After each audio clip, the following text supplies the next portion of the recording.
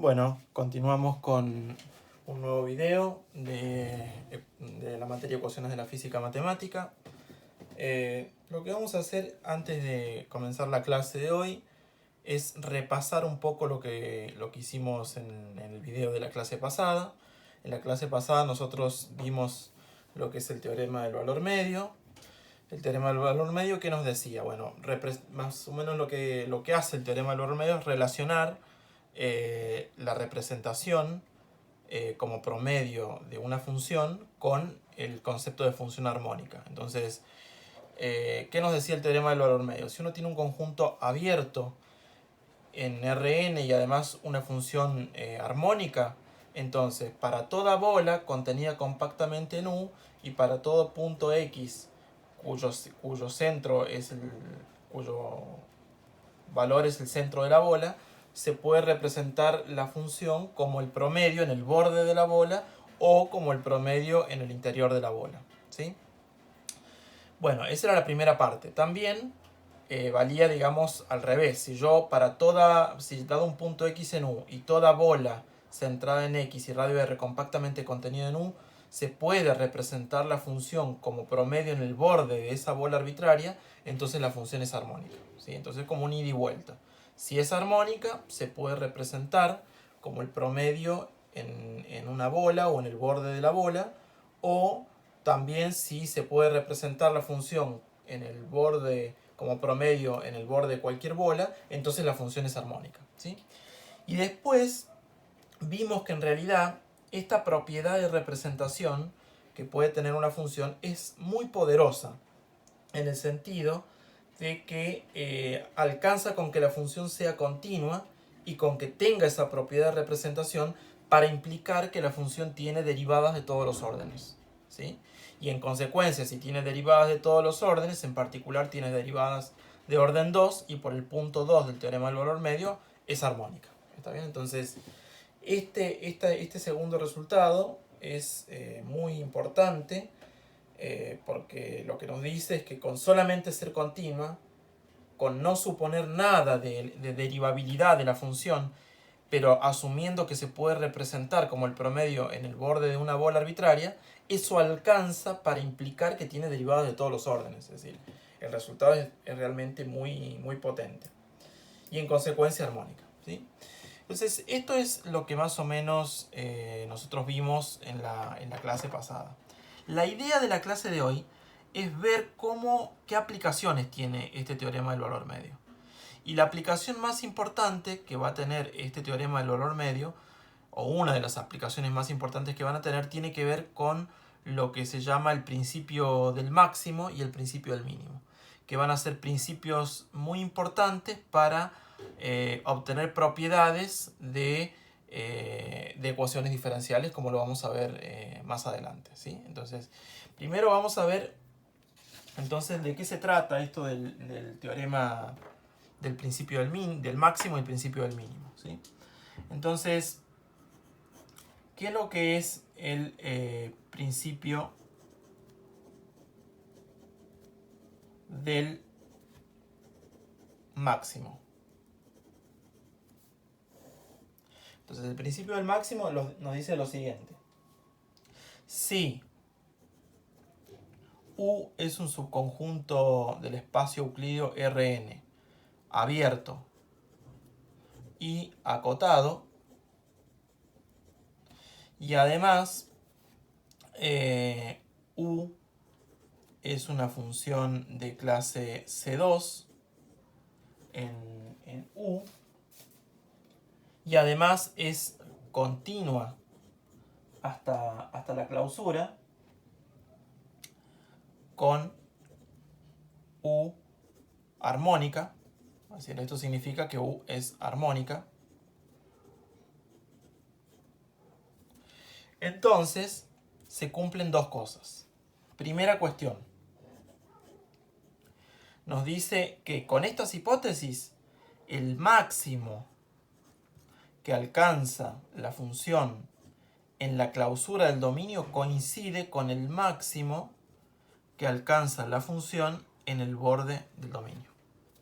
Esto que está acá se llama en realidad principio del máximo débil, Esto es principio del máximo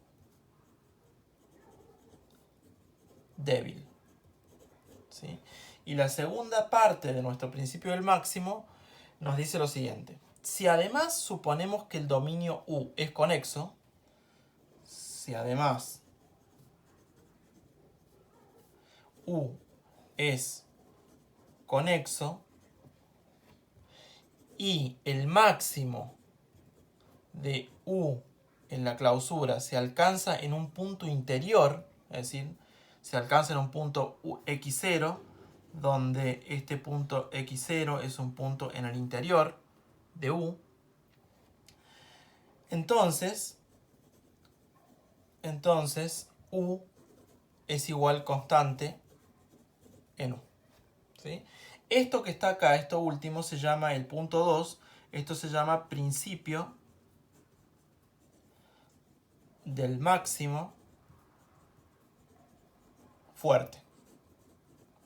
Es decir, cuando uno se refiere al principio del máximo, tiene dos partes: el principio del máximo débil y el principio del máximo fuerte, ¿sí? En realidad, el principio del máximo fuerte va a implicar el principio del máximo débil. Entonces vamos a ver cómo se prueba el principio del máximo fuerte, y después vamos a ver cómo, usando el principio del máximo fuerte, uno puede concluir el principio del máximo débil, ¿sí? Entonces, para la demostración de esto, vamos a probar 2. ¿Sí? Primero vamos a probar 2. Entonces, para probar 2, vamos a empezar razonando algo bien básico. Fíjense que nosotros tenemos una función continua hasta la clausura. Si una función es continua en un compacto, alcanza máximo y mínimo, ¿sí? Pero fíjense que acá la clausura de U va a ser compacto porque el U es acotado y la clausura por definición es cerrado. Entonces vamos a tener un conjunto acotado y cerrado. Entonces, la primera observación es que como esto es compacto, existe el x0 tal que el máximo de U en la clausura es U de x0. En principio existe en la clausura, pero por la hipótesis de 2 dice que el x0 está en U, en el interior, ¿sí? Si no pongo nada acá, esto significa que es el interior, ¿sí? No está en el borde, sino en el interior. Entonces, la existencia de este máximo está garantizada por tener una función continua sobre un compacto, ¿sí? Entonces, ese es el primer escalón de la prueba. Después, lo que vamos a hacer es lo siguiente. Nosotros queremos probar que la función es constante. Esa constante que va a ser la función en el dominio U con estas suposiciones del punto 2, va a ser en realidad esa constante el máximo en el conjunto clausura de U. Así que yo a este numerito, que es el máximo en la clausura de U de la función U, que como vimos recién está justificado que existe, le vamos a llamar M, ¿sí? Entonces yo lo que voy a hacer ahora es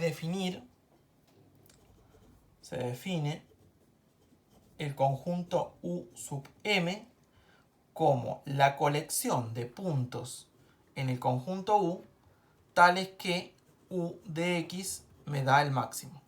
Recuerden que el máximo, a diferencia del supremo, puede alcanzarse en varios puntos, ¿sí? Entonces, acá justamente este conjunto UM es la colección de todos los puntos en el conjunto U donde se alcanza el máximo, ¿sí? Entonces, la primera observación que vamos a hacer de este conjunto es que es un conjunto cerrado. ¿Por qué? Porque este conjunto se puede ver como la imagen inversa del punto M, ¿sí? Y como este punto M, un solo punto, es un conjunto cerrado, la preimagen por una continua de un cerrado es cerrado, como así también la preimagen de un abierto por la inversa de una continua es abierto. Entonces, acá tenemos preimagen de un cerrado por una continua. Entonces, esto es un conjunto cerrado. ¿Sí? O sea, este conjunto UM es un conjunto cerrado. Y además, el conjunto UM, por la definición que tiene, es un subconjunto de U. ¿Sí? Entonces, la idea de la demostración viene por el siguiente lado, digamos, está apoyada en una propiedad topológica, que a lo mejor ustedes la han visto, no en la materia topología, porque es una materia que ya desapareció hace un par de años, pero quizás la han visto en alguna materia y esto es lo que nos va a permitir seguir con la demostración. Entonces, la propiedad nos dice lo siguiente. Si un conjunto A es conexo, los únicos subconjuntos abiertos y cerrados simultáneos que tiene el conjunto A van a ser el vacío y todo. O sea, los únicos subconjuntos abiertos y cerrados simultáneamente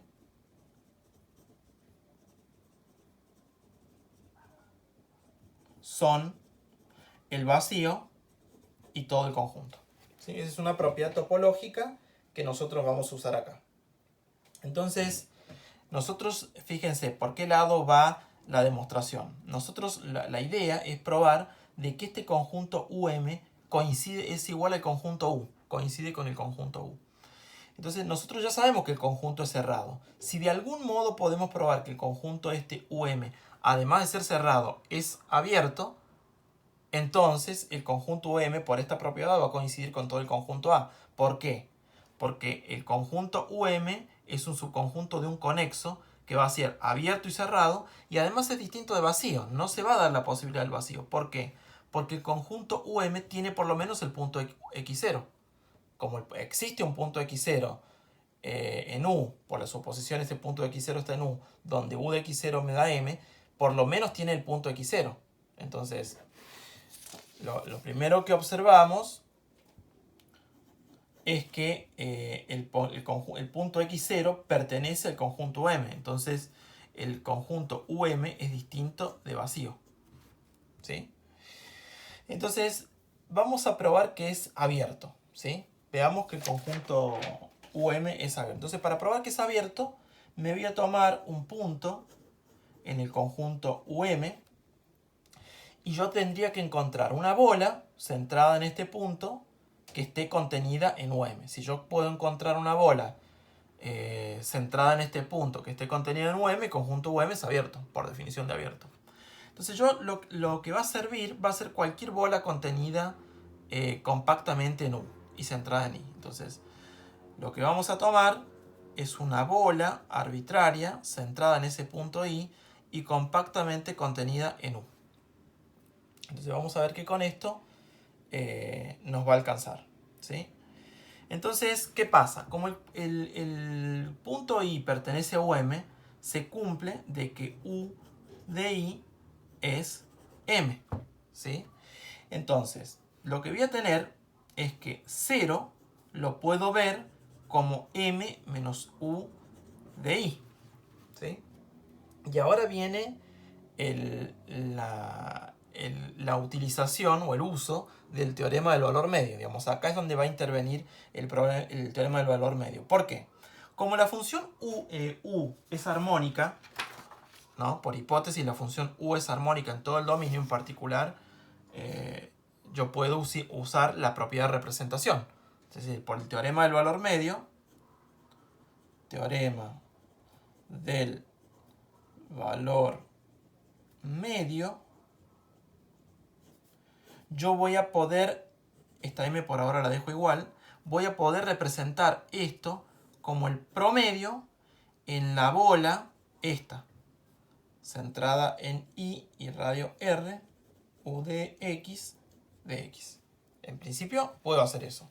Por el teorema del valor medio puedo representar esta función U de esta forma. Y además, como la integral de 1 el promedio de 1 es 1, esta constante M yo la puedo ver como la integral, como el promedio en la bola de M. ¿sí? Entonces todo esto yo lo puedo juntar como el promedio en la bola centrada en I y radio R de M menos U de X. ¿Sí? Y ahora la observación es que como M es el máximo, recuerden ustedes que M es el máximo de U en la clausura, este máximo es mayor o igual que cualquier valor de U. O sea, en particular es mayor o igual que U de X para todo X en esta bola. ¿Sí? Por lo tanto, M menos U de X sobre esta bola es una función que va a ser mayor o igual que 0. Entonces, ¿qué tengo en esta integral? Tengo una función continua, porque en realidad es de clase C2, la U es de clase C2, tengo una constante menos una función de clase 2, esto es continuo y no negativo. Entonces, ¿qué pasa? Si yo tengo una función no negativa y continua que es 0 sobre una región, la función es 0 sobre esa región. Entonces, esto implica de que M menos U de X es 0 para todo X en la bola. ¿Sí? Pero entonces tenemos que U de X es constantemente M para todo X en la bola. ¿Sí? Entonces hemos probado que sobre esta bola arbitraria la función U es constantemente M. Pero entonces, ¿qué quiere decir? De que el conjunto UM es abierto. ¿Está bien? Es decir, esto para cualquier punto de la bola, U de X vale M. Entonces esto significa de que la bola centrada en I y radio R está contenida en el conjunto UM. Entonces, UM es abierto. Pero además, por lo que vimos recién, el conjunto UM es cerrado. Es un subconjunto, el conjunto UM de U cerrado. Y que no es vacío porque tiene por lo menos el punto X0. Entonces tengo un subconjunto abierto y cerrado en un conexo que es no vacío. Según esta propiedad, la única posibilidad que queda es que sea todo el conjunto. Entonces, por la propiedad, el conjunto UM es igual al conjunto U. Pero entonces esto dice que para todo X ahora en U, se verifica de que U de X es M. Entonces U es constantemente M en el conjunto U. ¿Está bien? Es decir, hemos probado lo que queríamos. Es decir, el principio del máximo fuerte. Que si el conjunto U es conexo, además de asumir todo esto que está acá, entonces la función es constante. Pero no es cualquier constante.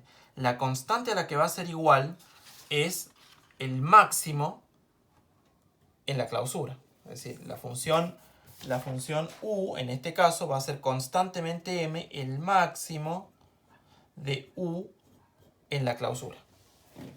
¿Está bien? Bueno, entonces ahora tenemos el principio del máximo fuerte. Veamos cómo utilizar esto para probar el principio del máximo débil. Entonces, veamos ahora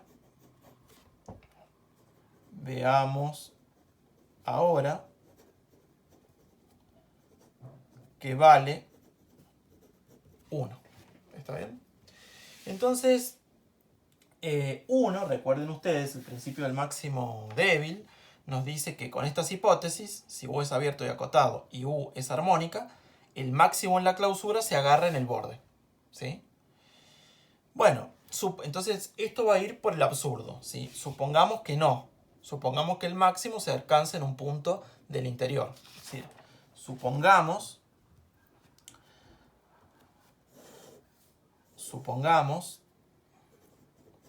que el máximo de U en la clausura se alcanza en un punto X0 con X0 en el interior, no en U.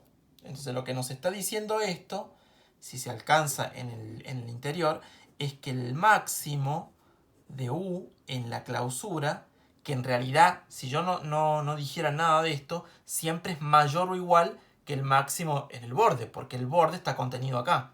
Siempre el máximo en un conjunto va a ser mayor o igual que el máximo en cualquier subconjunto. Bueno, el borde está contenido en la clausura. Entonces esto siempre va a ser mayor o igual que el máximo en el borde. Pero como estamos suponiendo que el máximo se alcanza en un punto interior, en realidad lo que está pasando con esta suposición es que esto es estrictamente mayor que el máximo en el borde de U. ¿Está bien? Entonces eso es lo que pasa con esta suposición. Siempre esto se cumple mayor o igual, pero como estamos suponiendo que se alcanza en el borde, y no en el interior y no en el borde, entonces se cumple esta desigualdad estricta. ¿Sí? Bueno, entonces lo que vamos a hacer ahora es razonar de la siguiente manera. Supongamos que este es el conjunto U. ¿Sí? Este es mi conjunto U. Entonces, estamos suponiendo que el máximo de U en la clausura se alcanza en un punto interior. ¿Sí? Entonces yo lo que voy a hacer es considerar la bola, voy a tomar la distancia, ¿sí? Voy a tomar la distancia D como la distancia entre este punto X0 y el borde de U. Entonces supongamos que acá, esta es la distancia, que viene a parar justo a un punto X barra, y con esta distancia me voy a construir la bola centrada en el punto X0 y de radio igual a esta distancia. Entonces lo que va a pasar acá es que se va a generar esta bola centrada en el punto X0. Esta va a ser la bola centrada en el punto X0 y de radio D que roza al borde del dominio U justo en este punto X barra que está en el borde de U. ¿Sí? Entonces, ¿por qué voy a hacer esto? Porque yo quiero aplicar el ítem 2, es decir, el principio del máximo fuerte. Pero ¿qué pasa? El principio del máximo fuerte vale en regiones conexas. Para probar el principio del máximo débil, que es el punto 1, acá en el punto 1 no sabemos nada del U, salvo que es abierto y acotado. Pero en el punto U no es conexo, no necesariamente es conexo. Es conexo para el punto 2. O sea, es conexo como hipótesis del punto 2, pero no del punto 1. ¿Está bien? Entonces, ¿cómo vamos a razonar acá? Fíjense el siguiente razonamiento. El máximo de U en la bola, el máximo de U en esta bola centrada en X0 y radio D, por estar el punto X0, que es donde se agarra el máximo en toda la clausura de U, como está en el interior, es exactamente el punto céntrico de esta bola, el máximo en la bola, en la clausura de la bola, coincide con el máximo en toda la clausura de U. ¿Sí? Entonces eso pasa por que lo contiene al punto donde se alcanza el máximo. ¿Sí? Entonces esto en particular es mayor o igual que cualquier valor de U en la bola. En particular me es mayor o igual que U de X0. ¿Sí? Ahora, por la suposición que nosotros hemos hecho, esto es estrictamente mayor que el máximo de U en el borde. ¿Sí? Y el máximo de U en el borde es mayor o igual que el valor de U en cualquier punto del borde. Bueno, el punto X barra donde se alcanza la distancia del punto X0 del borde, es un punto del borde. O sea que esto es mayor o igual que U de X barra. ¿Sí? Ahora vamos a razonar de la siguiente manera. Vamos a usar la continuidad de la función U en la clausura. Como nosotros sabemos de que la función U es continua en toda la clausura, es decir, como U es continua en la clausura del dominio U, entonces en particular es continua en este punto X barra. Entonces lo que se va a cumplir es que el límite de U de X con X tendiendo a X barra, pero tendiendo dentro de esta bola, con X en la bola centrada en X0 y radio D, es U de X barra.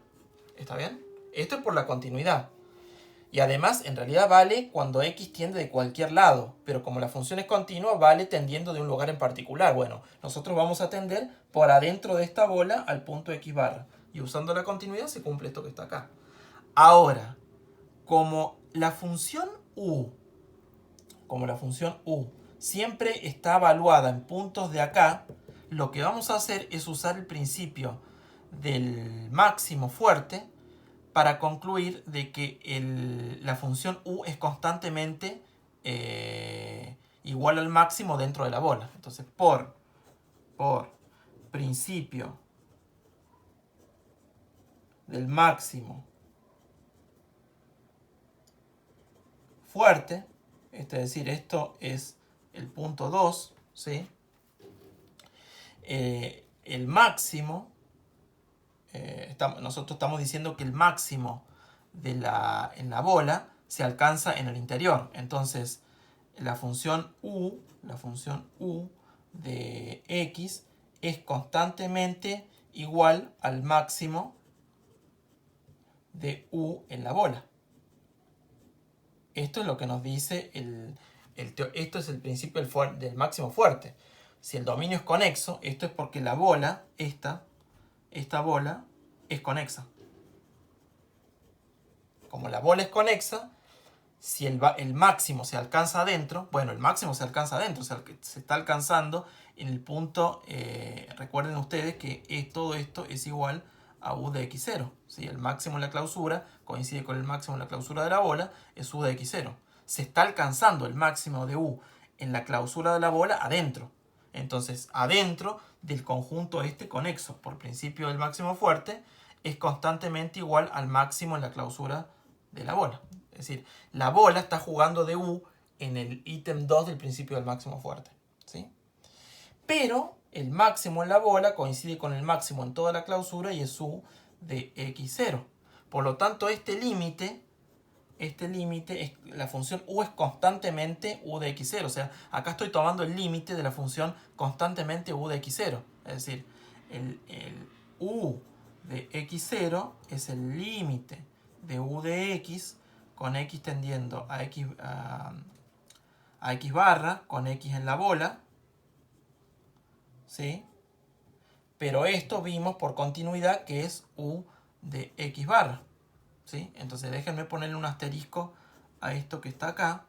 Entonces, por asterisco, juntando esto con el asterisco, que tenemos que u de x0, ya vimos, acá no va mayor o igual, acá va igual porque es justamente ahí se alcanza, ¿sí? El máximo es exactamente a u de x0, no es mayor o igual, se alcanza ahí. ¿Está bien? Entonces, por asterisco, u de x0 es estrictamente mayor que u de x barra, pero u de x barra es igual a u de x0. Bueno, ese es un absurdo. Y todo esto sale de suponer que el máximo en la clausura de u se alcanza en el interior. Entonces debe ser de que el x0 pertenece al borde de u. Pero si el x0 pertenece al borde de u, de acá sale que el máximo de u en la clausura coincide con el máximo de u en el borde. ¿Está bien? Entonces así hemos probado lo que es el principio del máximo débil usando el principio del máximo fuerte. Entonces lo que hemos probado es esto que está acá, ¿sí? Principio del máximo fuerte primero, y usando el principio del máximo fuerte uno puede concluir el principio del máximo débil. Entonces ahora la pregunta podría ser, bueno, ¿es posible obtener un resultado parecido pero en lugar de poner máximo poner mínimo? Bueno, en realidad sí, y hay algo que nos va a permitir pasar del máximo al mínimo y usar este resultado, que es el principio del máximo, para probar un análogo, pero que involucre el mínimo en lugar del máximo. ¿Sí? Entonces, lo primero que vamos a hacer es lo siguiente. Vamos a ver cuál es la relación entre el máximo y el mínimo. Bueno, si A es un conjunto cualquiera, lo que se va a cumplir es que el máximo menos el máximo de menos u en el conjunto A coincide con el mínimo de U en el conjunto. ¿Sí? Entonces, ¿cómo probamos esto? Bueno, fíjense que esto no es muy difícil de probar. La primera observación que vemos es que siempre que yo calcule el mínimo de U en el conjunto A, eso siempre es menor o igual que U de X para todo X en A, porque justamente esto es el mínimo. ¿Está bien? Si yo ahora multiplico menos, ¿sí? Ahora multiplico menos, me va a quedar que menos U de X es menor o igual que menos el mínimo de U en A. ¿Sí? Y entonces de acá, si yo tomo el máximo sobre X en A, este como es un número queda fijo, y acá va a quedar el máximo de menos U de X con X en A. Esto va a ser menor o igual que menos el mínimo de U en A. Pero entonces de acá sale de que menos el máximo de menos U de X con X en A se da vuelta, ¿no? Es mayor o igual que el mínimo de U en A. ¿Sí? Entonces eso da una desigualdad. La otra desigualdad va por el lado del máximo. Es decir, si yo calculo el máximo de U de menos U en A, bueno, como es el máximo, eso es mayor o igual que menos U de X para todo X en A. ¿Sí? Entonces, ahora cuando multiplique menos, ¿sí? Me va a quedar que menos el máximo de menos U en A es menor o igual que U de X para todo X en A. ¿Sí? Pero entonces, cuando tome mínimo de los dos lados, me va a quedar, de acá está fijo porque este es un número, entonces me va a quedar que menos el máximo de menos U en A es menor o igual que el mínimo de U de X para X en A. ¿Sí? Tomo el mínimo a ambos lados. Entonces esta y esta me dicen de que el mínimo de U en A coincide con menos el máximo de menos U en A. O sea, esa es la relación, que existe entre el mínimo y el máximo. Calcular el mínimo es menos calcular el máximo de menos U. ¿Está bien? Entonces esto va a ser muy importante porque fíjense, ¿qué pasa si yo ahora considero las mismas hipótesis que en el principio del máximo? Así, supongamos que U cumple las hipótesis de 1, es decir, el principio del máximo, digamos, no de 1, sino del principio del máximo. ¿Sí? Es decir, estas hipótesis que están acá. La función U es una función de clase C2 en U, continua hasta la clausura y armónica. ¿Sí? Entonces, si la U cumple eso, la función menos U también lo cumple. ¿Sí? Entonces, como U lo cumple, entonces también menos U cumple las hipótesis. ¿Está bien? Entonces, como menos U cumple las hipótesis, vale el principio del máximo débil para menos U. Entonces, usando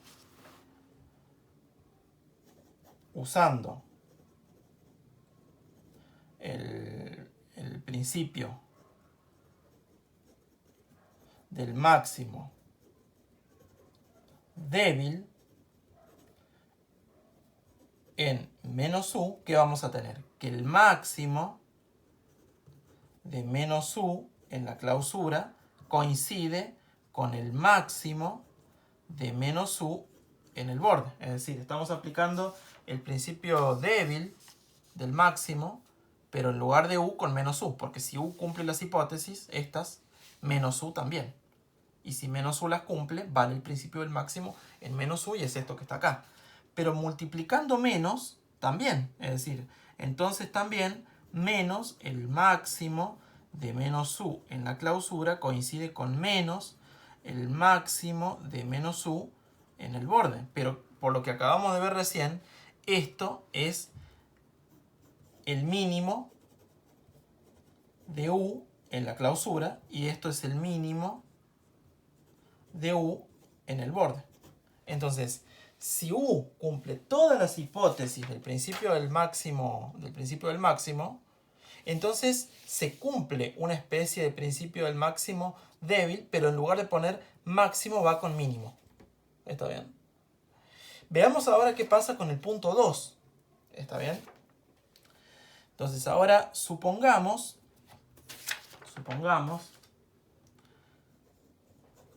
esta vez que el mínimo de la función u, suponiendo siempre que la función u cumple todas las hipótesis del principio del máximo, ¿sí? Si el mínimo de u en la clausura se alcanza en un punto x0 donde el punto x0 está en el interior, entonces usando la definición de lo que es el mínimo, esto que está acá, ¿quién es? Menos el máximo de menos u. Es decir, menos el máximo de menos u en la clausura es igual a u de x0. Es decir, lo único que he hecho es expresar este así. Y de acá, multiplicando menos, sale que el máximo de menos u en la clausura es menos u de x0. ¿Está bien? Pero ¿qué pasa? Por lo mismo que dijimos recién, si la función u cumple todas las hipótesis estas que están acá, también las cumple menos u. Y entonces estamos diciendo que la función menos u alcanza el máximo en un punto interior. Entonces, por 2 menos u es constantemente, ¿quién? El máximo de menos u en la clausura. O sea, constante. No cualquier constante, sino el máximo de menos u. ¿Está bien? Pero entonces, lo que tenemos de acá es que u es constantemente menos el máximo de menos u en la clausura. Pero menos el máximo de menos u en la clausura, ¿quién es? Por lo que vimos recién, el mínimo de u en la clausura. Entonces, acá hay un resultado análogo al punto 2 del principio del máximo fuerte. Si se cumplen todas estas hipótesis sobre la función u, y si suponemos que la función u alcanza esta vez el mínimo en un punto interior, la función u es constantemente el mínimo en la clausura de u. Entonces, lo que hemos hecho acá es dar una mini demostración usando fuertemente esta relación que tiene el máximo y el mínimo, de que vale un resultado como el del principio fuerte, como el principio del máximo, pero en lugar de poner máximo, poner mínimo. Bueno, eso tiene un nombre y es lo que se llama el principio del mínimo. Entonces, lo que hemos demostrado acá, así,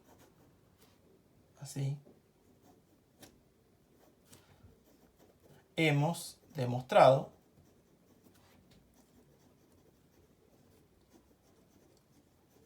lo que es el principio del mínimo.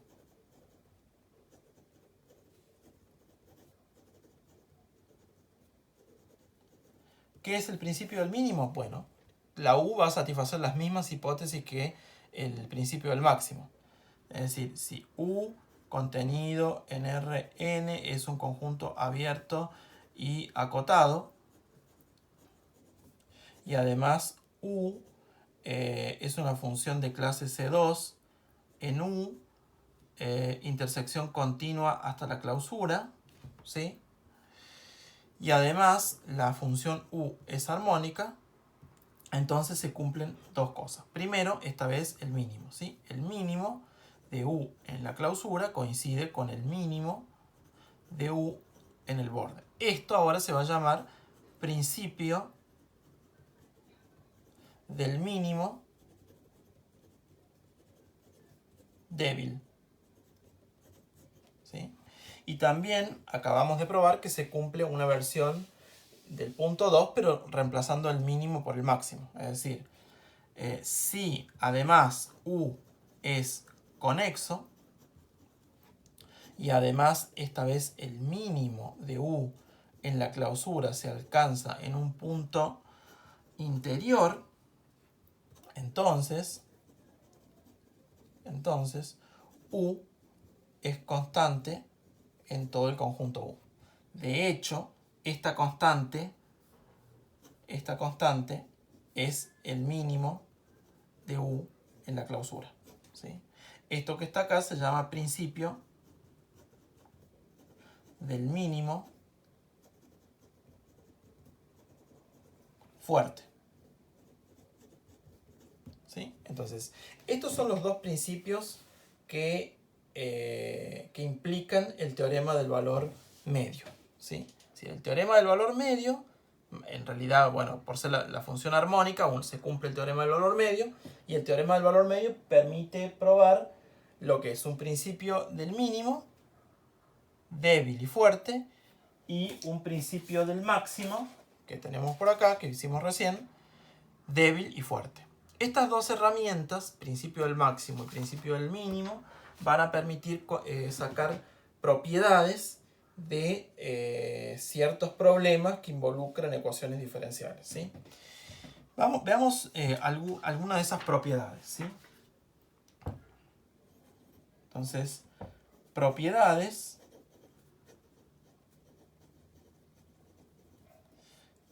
que implican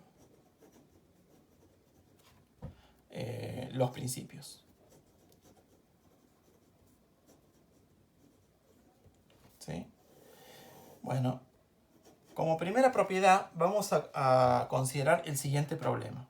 El problema de encontrar una función U que sea continua, en realidad de clase C2 en la región, un conjunto U, y continua hasta la clausura, que cumpla la ecuación de Poisson en U y que coincida con una función G en el borde de U.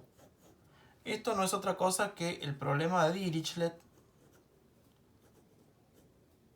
para la ecuación de Poisson. Recuerden ustedes que esta es la ecuación de Poisson. Bueno, este es el problema de Dirichlet no homogéneo en realidad, porque acá esta G no necesariamente tiene que ser 0. Cuando la G es 0 es un problema de Dirichlet con condición de borde homogénea para la ecuación de Poisson. ¿Sí? Este es un problema de Dirichlet general asociado a la ecuación de Poisson. Entonces, lo primero que va a servir esto de los principios del máximo y el mínimo es para dar unicidad a un problema de este tipo. Entonces, supongamos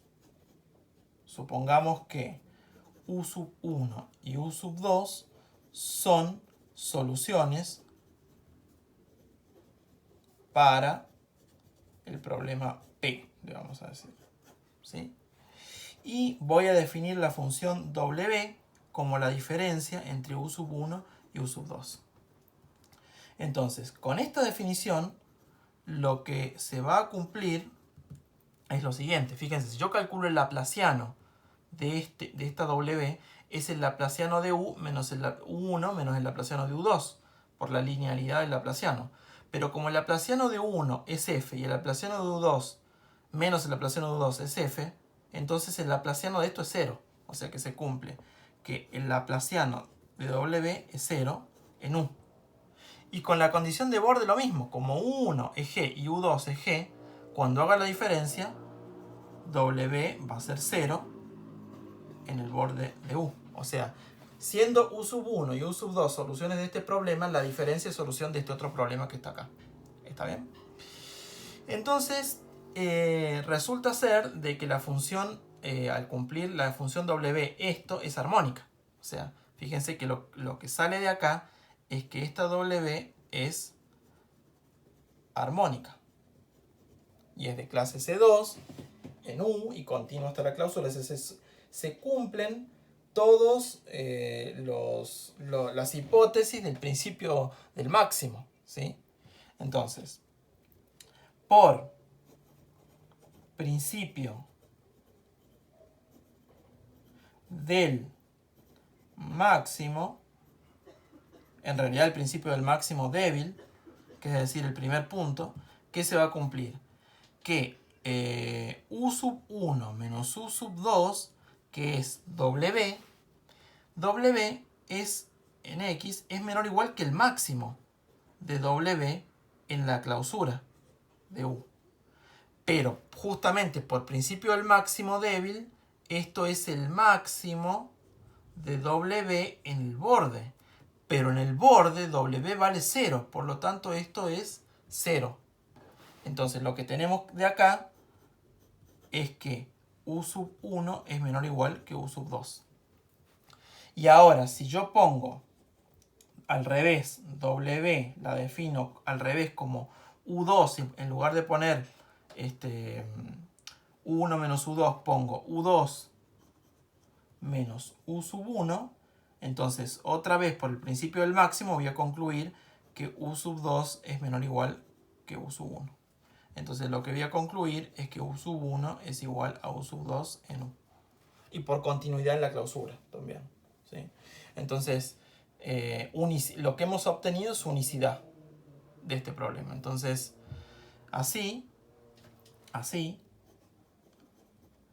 P tiene solución única.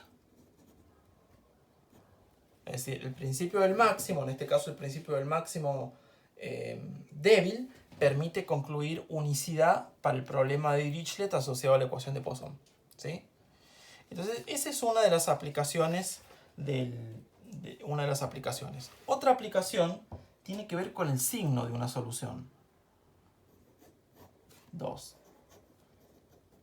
Signo de la solución. Entonces, para ver esto, supongamos que esto del signo va a ser para un problema homogéneo, ¿sí? Entonces, supongamos que tenemos el siguiente problema. El problema de encontrar una solución, ¿sí? U de clase C2 en U, continua hasta la clausura.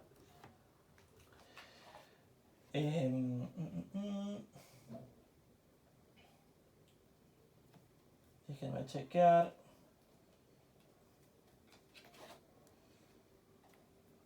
Bueno, entonces supongamos que tenemos un problema de Dirichlet homogéneo, ¿sí? ¿Sí? Un problema de Dirichlet homogéneo. Esto en U y esto en el borde, ¿sí?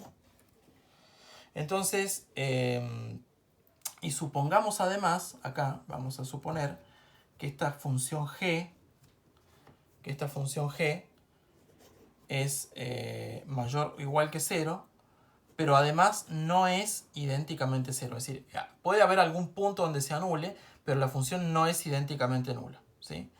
Entonces, lo que vamos a poder concluir es el signo de la función solución, ¿sí? Entonces, para ver lo del signo, lo que primero vamos a probar es que la función u, en realidad, lo primero que vamos a poder implicar es que la función u es no negativa, ¿sí? Entonces, para ver que es no negativa, vamos a usar el principio del mínimo esta vez, ¿sí? Entonces, fíjense, como la función u, es lo primero que podemos ver de acá automático, es que la función u es armónica.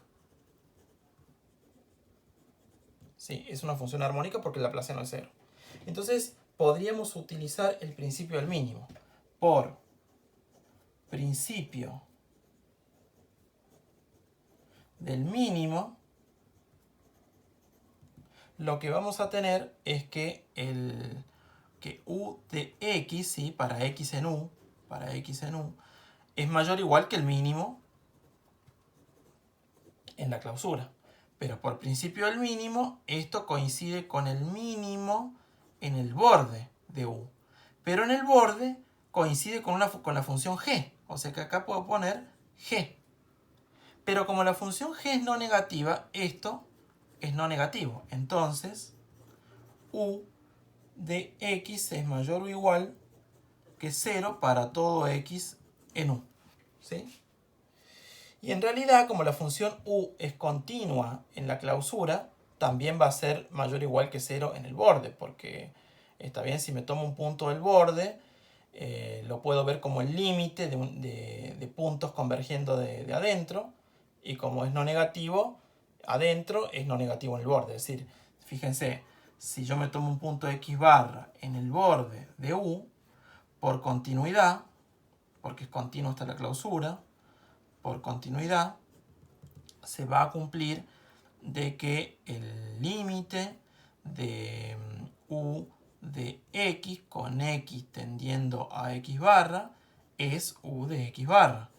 Pero como estas ya sabemos que son no negativas, puedo considerar tendiendo desde adentro, ¿sí? Con x en u. Como es continua, cualquier sublímite también converge, ¿sí? Voy a converger desde adentro. Porque adentro yo sé que la función u es no negativa. Entonces esto es no negativo y entonces en cualquier punto del borde es no negativo. O sea que en realidad lo que uno tiene es que u de x es mayor o igual que 0 para todo x en la clausura. ¿Está bien? Entonces esto es lo primero que uno puede concluir, que la función u es mayor o igual que 0. Pero en realidad la función u va a ser estrictamente positiva. ¿Sí? Va a ser estrictamente positiva, porque fíjense que supongamos que hay un punto donde la función es 0. ¿Sí? Supongamos que existe un punto x0 en u tal que u de x0 es 0. ¿Sí? Entonces, fíjense, el mínimo, si suponemos que u de x0 es 0, el mínimo de u de x en la clausura, con x en la clausura, estamos suponiendo que la función en el punto es 0. Por lo tanto, esto nos va a permitir concluir que que el mínimo de la función en la clausura es 0. ¿Está bien? ¿Por qué? ¿Por qué? Esto es porque ya sabemos que el mínimo de u es mayor o igual que 0, porque la función u es no negativa. Si la función u es no negativa, el mínimo en la clausura es mayor o igual que 0.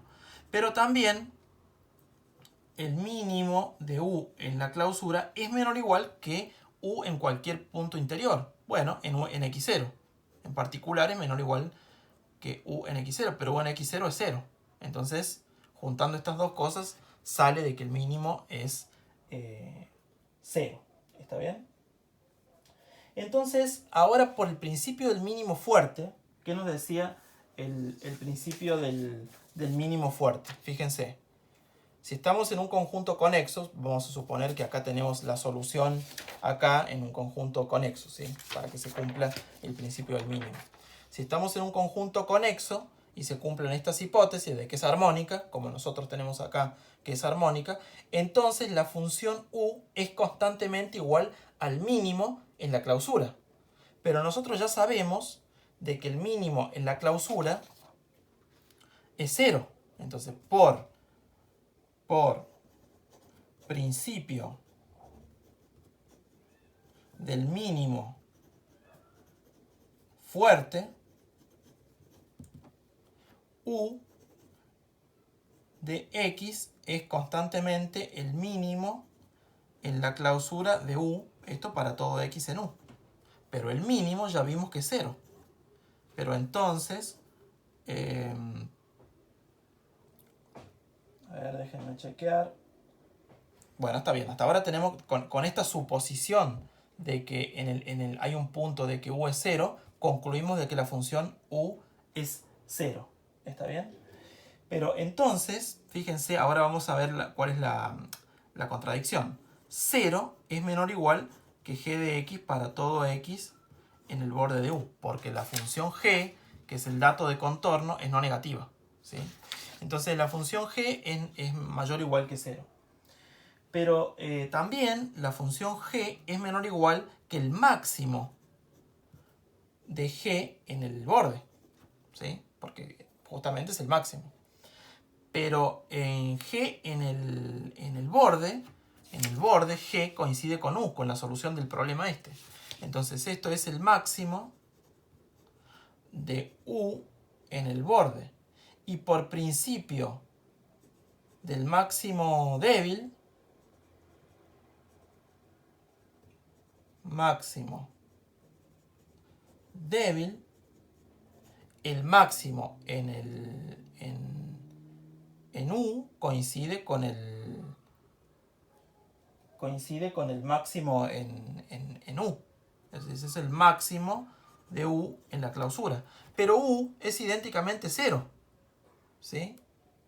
U es idénticamente 0, pero entonces como u es idénticamente 0, de nuevo, hemos probado que la u es idénticamente 0 para todo x en u. Se puede probar que u, por continuidad, u es idénticamente 0 para todo x en la clausura, así como razonamos recién, ¿sí? Entonces en la clausura la tengo a u idénticamente nula, entonces esto es 0. Pero entonces lo que concluimos de acá es que g es idénticamente 0. Error, porque la función g, una de las propiedades que tenía, es que no es idénticamente 0. ¿Sí? Acá puse idénticamente 0, no. Es no negativa, pero no tiene que ser idénticamente 0. Entonces este es el absurdo. Llegamos a que la función g es idénticamente nula y la función g no puede ser idénticamente nula. Entonces todo esto salió de suponer que existe un punto en u donde la función es 0. Pero entonces u de x es estrictamente positiva para todo x en u. ¿Sí? Entonces esta es otra de las propiedades que uno puede extraer, por ejemplo, para la solución de este problema. Este es un problema para la ecuación de Laplace con condición de contorno no homogénea, ¿sí? Entonces, si yo tengo una solución para este problema, por la aplicación anterior es única. Es única y por esta nueva aplicación es positiva, siempre y cuando la función g, el dato de contorno, sea no negativo. O sea, fíjense, el signo del dato de contorno le da el signo a la solución. ¿Está bien? Entonces, bueno, estas son dos de las aplicaciones que permiten usar principio del máximo y principio del mínimo. En definitiva, y como el principio del mínimo y el principio del máximo provienen del teorema del valor medio, el teorema del valor medio, en definitiva, y las funciones armónicas permiten concluir estas propiedades de este tipo de problemas.